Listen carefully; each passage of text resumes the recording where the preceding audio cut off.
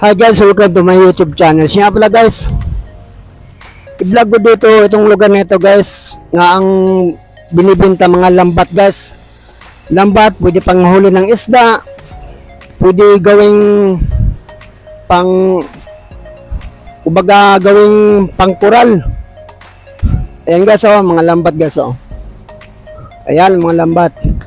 Yan, oh. Yan guys. Dito yan guys sa San Agustin to, Dasmariñas City, Cavite. Ayan guys sa mga lambat. Ito ba guys, oh, ayan guys, binibintang mga lambat dito guys sa tabi ng kalsada sa Aguinaldo Highway. Dito sa San Agustin to, Dasmariñas City, Cavite. Ayan guys, oh. Yan. Ito ba guys, oh, mga lambat guys, oh, nga binibenta dito. Ayan, oh. Ayan.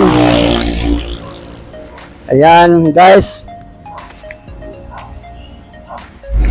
Oh, ma'am, ito ma'am, magkano ito ma'am? Magkano ito? Ano po, bali ang per metro po nito ay nasa 90. Pero pagka perolyo, may discount pa po yun.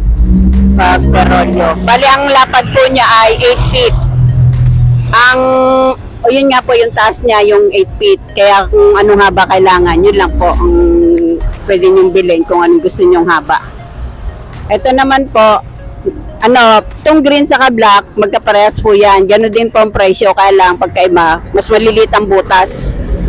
Pero ang lapad niya, parehas lang din po, 8 feet. Pero ang presyo niya, per metro, 90. Isang metro din po. Ito ma'am, ito. Parehas lang po yan, black saka green. Kaya pagka perolyo, may discount pa rin naman po. Ito ma'am, panghuli ng isda ma'am, no? Opo. Pwede po yan, pwedeng gawing duya, pwedeng sa bubong, pwedeng sa swimming pool, dahon, pansahod sa dahon, bakanting lote, pwedeng pambakod. Lahat po yan, pwedeng gamitin. Oh, yan ma'am, magkano yan ma'am? Ganyan. Ito po naman po, bali 210 po ang per metro. Pero pagka po perolyo, binibigay po namin ng 5.5. Ngayon, ito po yung pinaka 70% na absorb ng init.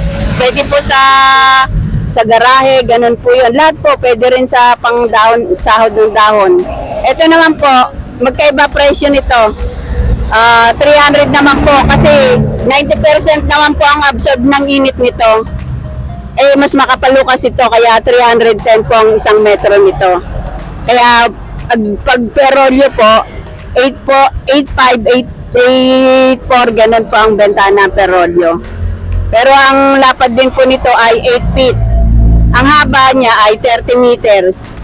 Pero sumasobra po sa 30, ganun po yun. Pero ang benta namin, 30 meters lang po ang haba niya. Ito mo, ito. Parehas lang po yun, green saka black. Ayan, may guys. Green din po nito, 210 din po ang isang metro. Kaya 5.5 po ang benta ng perolyo. Ito po, 8.4, 8.5. Ganun po ang bentahan, perolyo. Guys, alam niya na, ang presyo kung magkano. Ito ma'am, magkano ito ma'am? Ito. Ito lang parehas ang...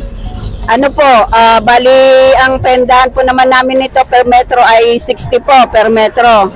Sa isang rolyo, ang haba ko kasi nito ay 100 meters. Pero depende po sa sukat nito, merong 8 feet, merong 9 feet, merong mas mataas pa po. Kaya depende sa sukat ng butas. Ngayon, ang isang rolyo naman po nito ay binibigay namin ng 6.5 ganun, ay 5.5. Ganun po. Ayan guys, pero may nyo discount pa po yun kung perolyo, ganun po. Ito naman po, second hand. Kaya lang, ang per metro nito, siyempre mas mahal gawan, mas maliit po ang butas. Pero marami ho kami nito. Ang taas po nito ay 6 na metro po. Ay mataas po siya. Pero may tahi na po siya, second hand po. Kaya lang, may tahi na siya. Kaya ni-repair na po namin. Pero kung ano haba kailangan nyo, pwede naman po.